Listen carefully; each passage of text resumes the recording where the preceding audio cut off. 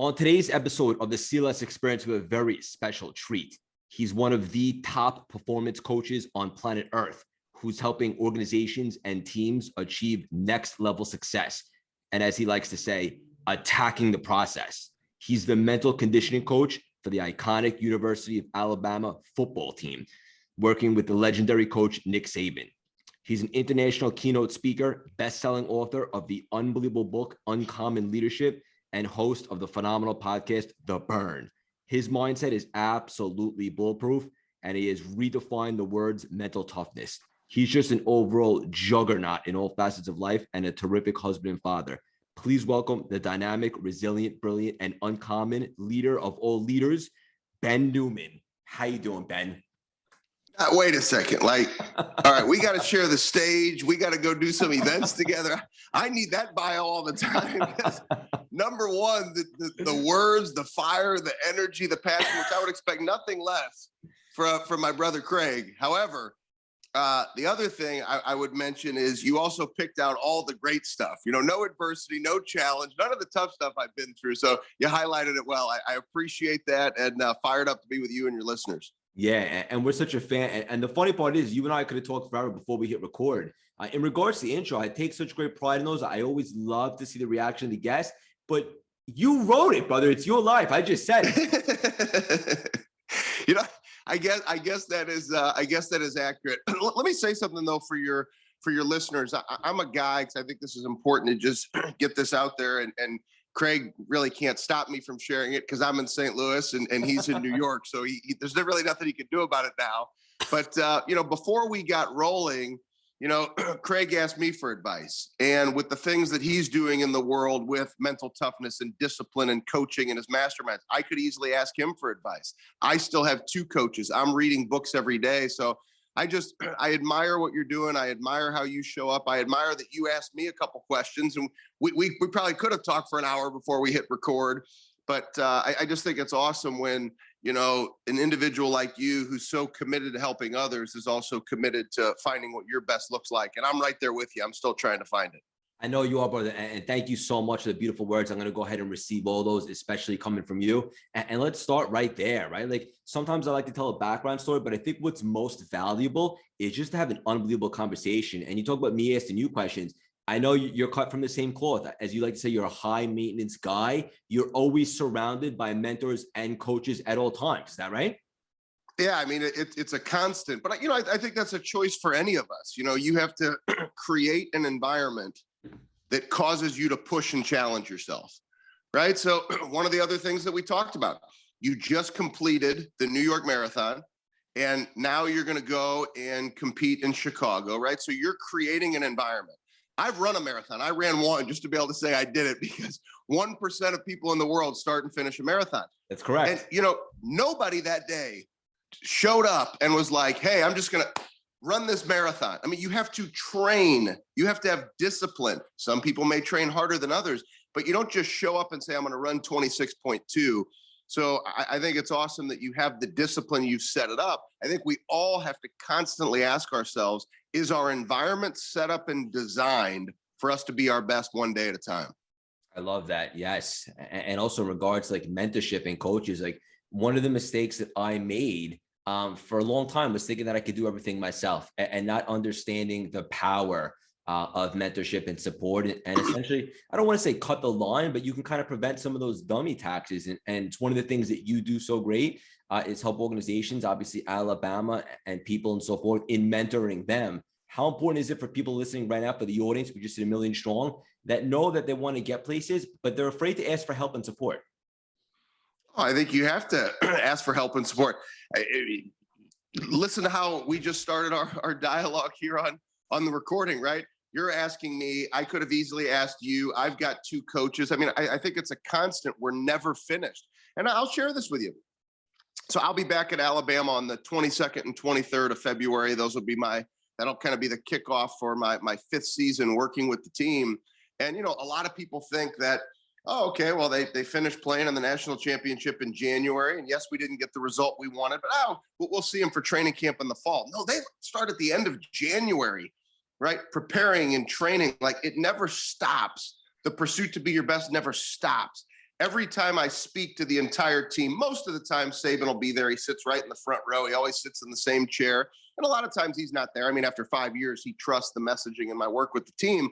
But a lot of times he is there. And he takes notes the whole time. The whole time. So here's like the greatest coach of all time. Yep. I still wonder, like I should be paying you guys rather than you paying me, because I'm getting a doctorate in leadership, learning from Coach Saban.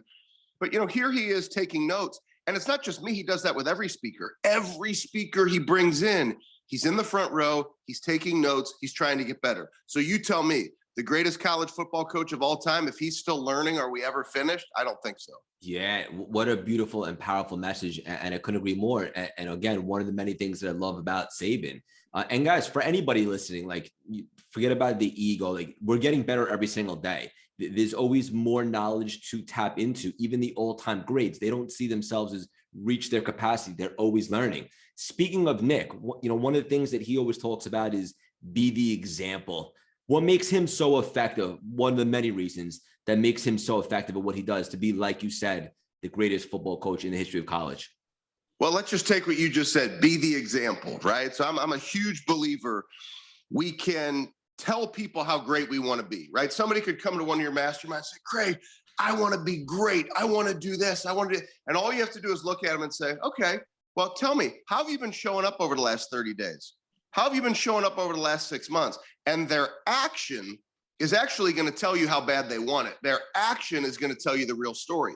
So with Coach Saban, he doesn't just say, be the example. Coach Saban, who's 70 years old, sprints in between drills. If your 70-year-old head coach is sprinting in between drills, do you think there's anybody on the team that would even dare to walk in between drills? So not only does he say, be the example, he believes it at such an extreme level. He is the example. He's the example for all of us. What it means to live to a standard, what it means to have high expectations, and what it means to continue to raise the bar regardless of what success you've achieved. Yeah. And I know your thing is leadership, and there's nobody better. And for me, like, when I think of leadership, I think of like the camera's always on. Even when there's nobody around, you're not only practicing what you preach, but you preach what you practice. And just like you just said, he's sprinting in between drills at 70 years young. It's pretty impressive. Yeah, it really is incredible to watch, how he leads those young men. And every time you walk into the building, I mean, when I show up, like as soon as the wheels touch down in Tuscaloosa and I walk into that facility, I mean, it's just that expectation is raised. You can feel it, like you better be on and you better be ready to bring it. I mean, it's what he demands, and it's powerful, and it makes us all better. Yeah, and it's contagious, and you have that same aura about you. I want to acknowledge you for that. Well, thank you, brother. I appreciate that. Yeah. And we're going to jump around a little bit. There's so many cool things that we could talk about, but I want to hit some important things home for the audience. One of the things that you have, which I never heard it articulated like this, and I think it's so special, is the never do it again list. So you heard that from the Ed Milet podcast that from I our did. Mutual friend Ed. Yes. Ed is incredible. I appreciate you mentioning the new book, Uncommon Leadership. And I think the only reason why it became a bestseller is because Ed Milet did the forwards. No, Ed is great. Ed is absolutely exceptional. I appreciate it. And yeah, so when I finished 75 hard, and actually let me take a couple steps back. So Please. I think for all of us, we have a natural tendency to listen to our self-talk. I think humans are naturally designed to think negatively, right? Most people don't naturally think positively, right? The self-talk is, I don't feel like doing it. And you almost tend to live to your feelings. You really have to build up the mental discipline to silence your self-talk and to really attack and to be your best. So even though fighting to be my best every day, coaches, staying in shape, doing all these things, I had been doing what I call, and I still do it, it's called an unrequired workout. So I've done it a crazy number of days in a row, 10 exercises, takes 45 minutes. Because I had been doing that, Craig, I told myself, what do I need 75 hard for? I already eat crazy healthy. I'm already in good shape. I already read books all the time. I don't really need to do 75 hard. That was my self-talk. And then finally I was like, if my brother Andy Frisella is doing 75 hard and all these individuals are doing 75 hard and everybody's improving from it, just because I'm a mental conditioning coach and I have my own daily workout I do, I don't need to do it. And Craig, I did it. And it was incredible, the breakthroughs that I had. And when I completed the whole Live Hard program, which took a year, I had already created after 75 hard. And then I just kept kind of tweaking it until I finished the whole year program, this never do it again list. And I identified there were things that I had been doing before 75 hard started, right? Even though I was disciplined, I was making excuses not to do it. And now there's a list of 14 things that I've identified that I read every day. I cannot go back to those mindsets. And so I remind myself every day, I'm not going back there. And so I think for all of us, the naturalness is I'm doing enough. I don't have to do more. I gave everything I had to that program. And here where my self-talk said, you don't need to do that. I had 14 things that have now become part of my everyday thinking and process to make sure that I stay locked in. We can all give more, Craig. We're never finished, in my opinion. 100%. And we have the mentality like we've never arrived. I know you do as well. And for the audience, like that's so valuable. Like this is backed by science. Like 75% of our thoughts over the course of the day are negative. And the ones that are super successful and the greats, they understand how to block out the interference and replace those with positive, empowering thoughts to create new beliefs and so forth. But what you just said, I mean, even just changing the perspective, like for example, never hit snooze again. Right. And I know one of the techniques that you have for that is to kind of set yourself up for success. You put the phone away from the bed. So you have to actually get up, right? Yeah, I take my phone, I put it in the bathroom. And so not only did I put it in the bathroom, but you can actually name your alarm. A lot of people don't realize this, but you can name your alarm. So my alarm is Janet Fishman Newman and Legacy. So that's my mom's name. That's my burn. That's who I fight for. She passed 11 days before my 8th birthday. So if you all can picture this, I'm laying in the bed, the alarm goes off.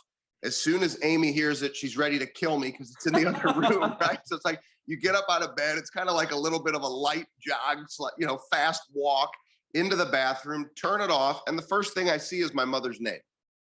So I'm not hitting the snooze button because Amy's going to kill me if I get back into the bed and then the alarm goes off again. And then the second thing is I read my mother's name, who's my inspiration to fight to be the best that I can be for my children, for my wife, the blessing of being with individuals like you and your listeners every day. If I want to be my best and I'm looking at my mother's name and that's my fire and my burn, there's no hitting the snooze button. Yeah. So I've created an environment that causes me to take action. And I think we all can do that. Going back to that marathon example, you create an environment to where you have to do the training runs. Otherwise, your body is not going to sustain itself for the 26-2. That's right. Yes. This is awesome. This is straight up gripping. And like, that's so valuable because there's strategies that you can utilize. I don't want to say to trick yourself because that's not worded properly, but to set yourself up for success. Like, for example, you're not going to let your mom down, right? So she's there on your phone. You're not going to hit snooze and so forth. And everybody can do things like this. You just put yourself in an environment. You create an environment by design to set yourself up for success. I love it. I have to ask you about this. I haven't heard this articulated like this, but it really hit home for me as a leader who's growing an empire, a business, and I have people that work for me in addition to my community and so forth. I believe you said the greatest sign of leadership is a transfer of belief. That really hit home to me, brother. Talk about that. Well, I think you have to believe, right? So a great leader has to believe in themselves, but you also have to transfer that belief to others. And if you see that somebody has greatness in them, somebody has the ability to be great, one of your team members, you have to share that belief with them. If what you just shared, right, backed by science, is 75% of people think negative. You said a very powerful word, perspective.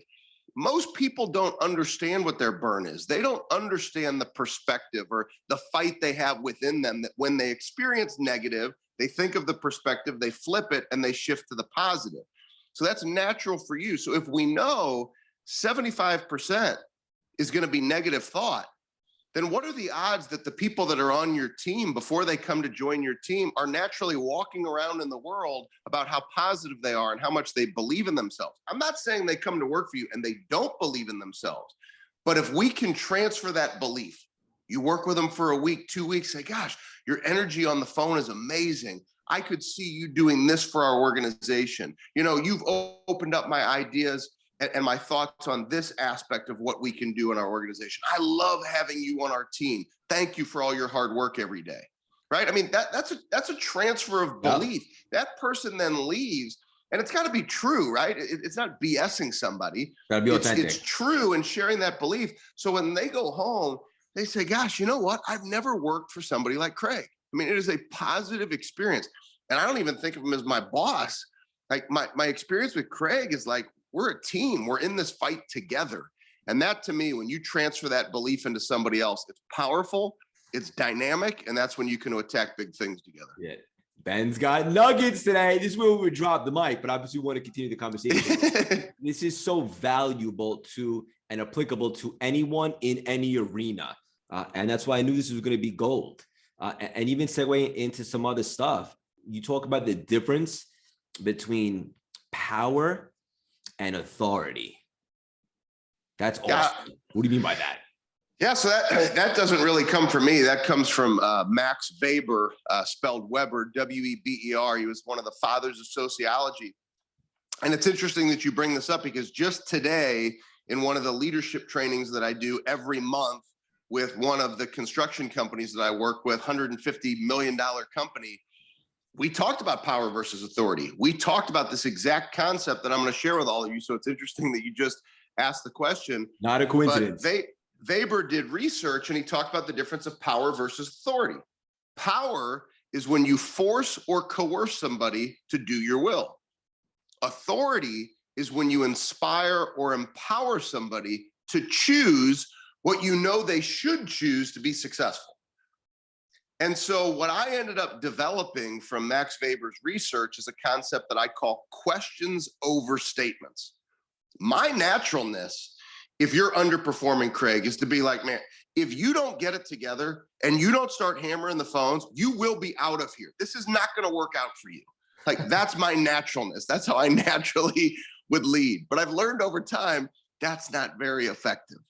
And so what I ended up finding out was, and it takes a little bit longer to get there, but it's worth it because you're not firing somebody and replacing them. It's to ask them questions. And the way that you do it, it's how you frame it. And it's in the power of the questions that you ask to empower them to choose the behavior. If I were disappointed in how you were showing up, Craig, what I would do is I'd say, Craig, you know, like 3 months ago, I'd call you in the office, right? I'd highlight you on a couple things that are positive. And then I would say, Craig, I got to tell you, 3 months ago, you were on fire. I would walk into the office. I could feel your energy. I could feel your passion. I was ready to buy whatever you were selling. I was ready to schedule me. Give me the next seat to one of your masterminds. I'm in. And you know what I've noticed lately? Your energy's been a little bit down. I know you've been frustrated with your results. What's going on? You doing all right? And now you may say, gosh, I've got issues with my girlfriend. I've got issues with this. My parents are sick. Maybe there's a major issue and you just need to be loved on and cared on, right? It might be, I say, what's going on? Gosh, I've just been getting hammered on the phone, you know? And so it's causing me to have reluctance. I don't want to pick up the phone. I don't want to hear any more no's. Hey man, I appreciate your honesty, but here's what I know. Sales is a numbers game. And 3 months ago, how many times a day were you dialing the phone? And I call them our points of contact, POC, text message, email, phone call. And you may say, probably average of 30 a day.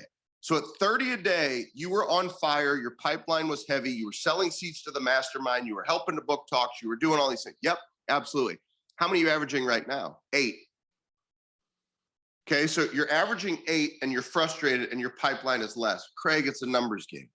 Let's not trip on anything that's behind you. Let's focus on today. Do you think we could focus on giving it everything that you've got, one POC at a time? And do you think you could hammer 30 today? Don't worry about yesterday. Don't worry about tomorrow. And then you say, yes. Craig, you want to give it a shot? And you say, I'm on it, brother. Let's go do it. And then you go do the 30. You chose the behavior. Yeah, that was a 5-minute conversation we had. But are you going to receive that better? We walked you right to the behavior that I know is the behavior that's already made you successful in the past. When the reality is, if I say to you, dude, if you dial the phone like this, you're out of here. This is not going to work. Chances are you may quit that day. Yep. Because you're already beaten down. And so it's questions over statements. Use the authority to empower people to choose the behavior to be their best. That's gold. Long-winded answer. I apologize, but I wanted to go deep on that one because I think it's important. First of all, we love deep, buddy. We got to get below the surface for this type of stuff for it to really resonate and stick. And it's so true. Like sometimes it's not what you say, but how you say it, right? And to get the person to kind of agree, acknowledge where they were when they were doing great, and then talk to them with respect. I think that's everything. 100%. It's one of the things that drives me crazy. You go in and you hear leaders of an organization just blatantly disrespect somebody. And it's like, wait, do you really expect that person to respond positively to you treating them that way? Like, who would treat anybody that way? And you know, sometimes that's what we have to do in our work is be courageous with those leaders to redefine how they show up. And I've had that happen plenty of times where you help somebody really look in the mirror, understand what their opportunities are to lead differently, understand and teaching them what it means to have recognition. Andy Frisella is one of the best in the world. It's a constant highlight and recognition and pouring into his people. His people know when they're doing well. He's right in their face, supporting them, loving on them, challenging them. And that's what I think we have to do as leaders. Yeah, this is awesome. Straight up, this is gold. And it's so true. That's how people respond. And look, if I was answering to somebody, I would prefer them to treat me like that. And it would encourage me to want to exceed my capacity and so forth. So it makes perfect sense. Connecting to the burn. That's your thing, brother. You're on fire and you can't be stopped. What does that mean? So I think so many coaches and speakers that do the work that we do, they talk about why and purpose, which are so incredibly important. But what I believe they forget is to talk about the burn. And the burn is that underlying fire that actually ignites why and purpose, that then causes you to be more consistent, to tap into your disciplines, to choose to be disciplined on a daily basis. And so without the burn, I don't know if we ever deeply connect enough to why and purpose. And so the burn for me was watching my mother battle a rare muscle disease called amyloidosis, 24-hour nursing care in the house. She'd come to the dinner table with an IV stand as a single mom fighting to make ends meet. You think I've got perspective? You know, she passes away 11 days before my 8th birthday, but left behind a journal that's right in the other room over here in the safe that says, beat the statistics, beat the odds, live with a disease that is chronic and fatal, believe in yourself, combat anything, purpose in life. Before my mother left this earth, Craig, she lit me on fire. And that fire is now inside of me and it can't go out because the perspective I have, if you tell me no in business, you're not going to hire me to speak, this isn't going to work out, we've got this challenge, I lose a big client, Craig, I'm going to keep moving. And I think for all of us, we have that burn. Now, mine comes from pain. For other people, it might be sacrifice. Maybe somebody sacrificed for you, Craig. We talked about your parents earlier. Your burn might be, gosh, the sacrifice my parents made, who am I to waste today? Yep. It might also be somebody you're sacrificing for. You know, we talked about being the example earlier on in the interview. Yep. Maybe somebody, you've got little ones at home, a niece, a nephew, somebody watching you. Your burn is, I want to be the best possible example for them. Your burn right now, Craig, I know one day I'm sure you'll, have children and all those things in your life. And that may be your burn then. But right now, your burn might be, I'm going to be an example of what it means to actually show up and do what you say you're going to do every day. Maybe that's your burn. And so, the burn can come from many different things, but I believe the burn is incredibly important. And then you have to set up your environment, just like I mentioned earlier. I see it on my phone. I write it down in a daily journal and I connect to it because it's where my fuel lies and it's what enables me to have great discipline one day at a time. Yeah, it makes perfect sense. And everybody is triggered by different things. And you just got to find yours and connect to that and be in alignment with that. And speaking of alignment, I wanted to ask you, I'm just curious, what are your thoughts on like the law of attraction and quantum and all this energy stuff? Because I'll be honest with you, it was something that I was skeptical for quite some time because it's beyond my senses. But I began to buy in and I'm seeing real-time manifestations and I can't talk about it enough. I'm curious where you stand on that stuff. So we're probably going to need to have me, I'm going to invite myself back for another episode. For a sequel. to go this deep on it, but I've been sharing a concept which is not original to me.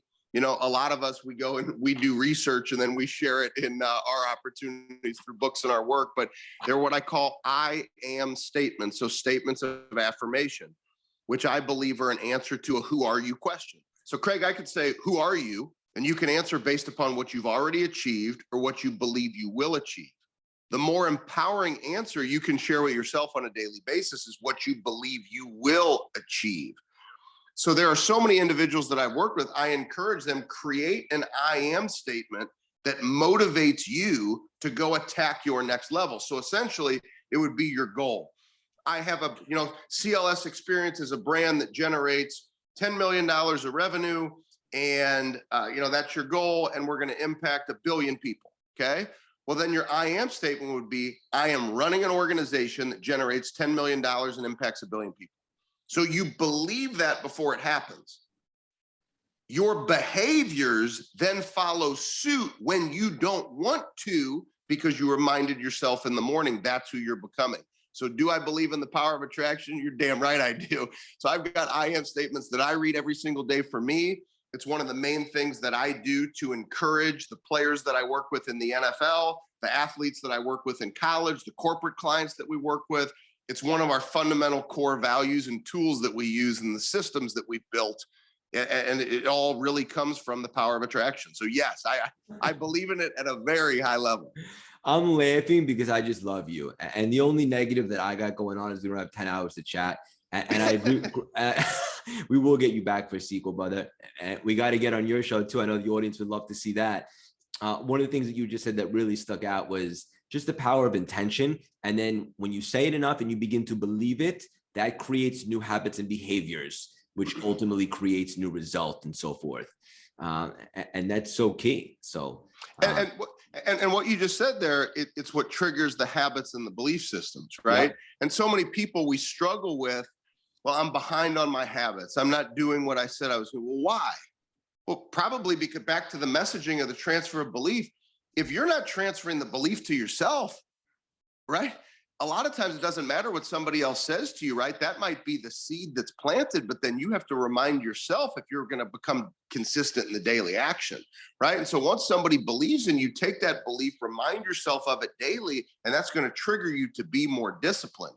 It's kind of like you with back to the marathon example, because I think it's a great one. I mean, running a marathon is one of the best possible examples to me of really push and challenge and mental fortitude and having to have discipline. Because once again, without it, your legs are going to fall off. There's no finishing a marathon without training, right? I mean, there's no qualifying for Chicago without training the right way and really pushing yourself the right way. You don't just show up, you got to qualify. And so to me, there's a belief that you had, and even if maybe you didn't call it an I am statement, I'm going to qualify for Chicago. You believe that. And so as a result of that, there were probably training runs that you had where you pushed a little bit harder because you knew me pushing harder right now is manufacturing the number that I need to qualify for Chicago, because I can see myself running down that North Shore in Chicago, giving it my very best. And so our behaviors is what manufactures our future results. Yeah. You're on fire. This is awesome. But it's so true. Once I believe that I'm running a certain time, or I'm going to PR, personal record, now all of a sudden my behaviors follow suit. I'm waking up a little bit earlier. I'm getting in the mileage. I'm eating a little healthier and so forth. So it all comes together. This is amazing. We'll land the plane with two more. I know you're very big into faith. And what's interesting about you, correct me if I'm wrong, is you grew up Jewish, as did I. But over time, you kind of change your stance on your faith and so forth. Bottom line is you believe in something bigger than us, and that plays a big role in your life. Is that accurate? It plays a huge role. Do you mind me asking? Are you a Christian now? Is that what caused the question? Are you Jewish? I'm Jewish.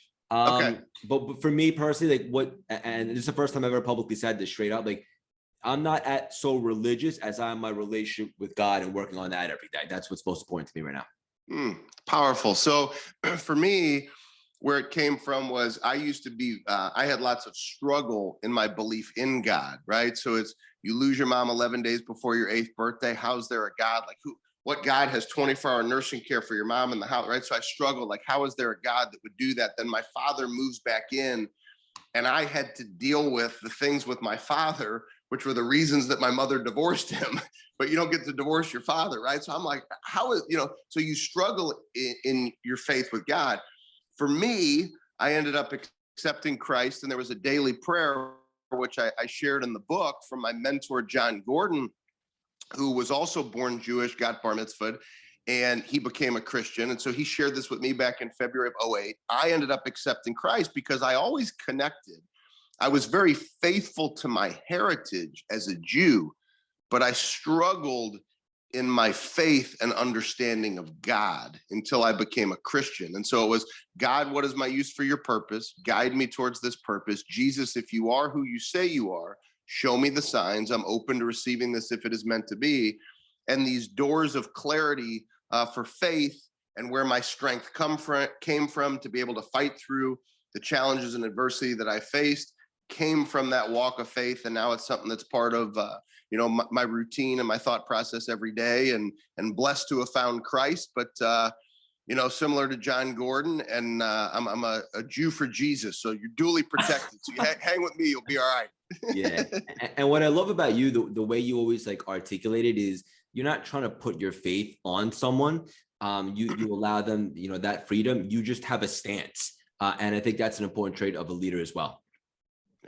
And I appreciate you asking the question, because as many speaking engagements as you do, and as often as you're hired to go in and do work, the reality is sometimes we don't get to share our faith. Correct. Unless somebody asks. So a lot of times it's, you go into a big organization, you're giving a talk, like, there's no talking politics, there's no talking faith. It's part of your contract. It's not, you just can't do those things. And so I really appreciate you asking. Absolutely, brother. And we'll end it with this, 2 quick things. Number one thing that you say is culture wins. I think that's huge. And one more thing is greatness comes with sacrifice. Touch upon those 2 things and we'll land the plane. Yeah, I think for those that are business owners, or even if it's you're creating systems in your house, right, for raising your kids, which I'm still trying to figure out the best ways to do that with a 13 and 11-year-old with my wife, Amy. But, you have to build culture, right? You have to build belief systems. And when you have a great culture, that's when you win more. And it's one of the great things at Alabama. There's an amazing culture. It's why the team is so successful. When we were at North Dakota State winning national championships before Coach Kleiman brought me with him to Kansas State, amazing culture at North Dakota State. It's why we were always winning national championships. It's why at Kansas State, we're back to winning football games there, because culture wins. And greatness does take sacrifice. It's going back to what I had mentioned earlier. You can tell us how great you want to be, but your action is going to tell the real story. And so you're going to probably have to make some sacrifice in some areas. Maybe it's waking up a little bit earlier. Maybe it's sacrificing that pizza. Maybe it's not eating the donuts. Maybe it's not always doing the things that we want to do, but you have to choose to not do them.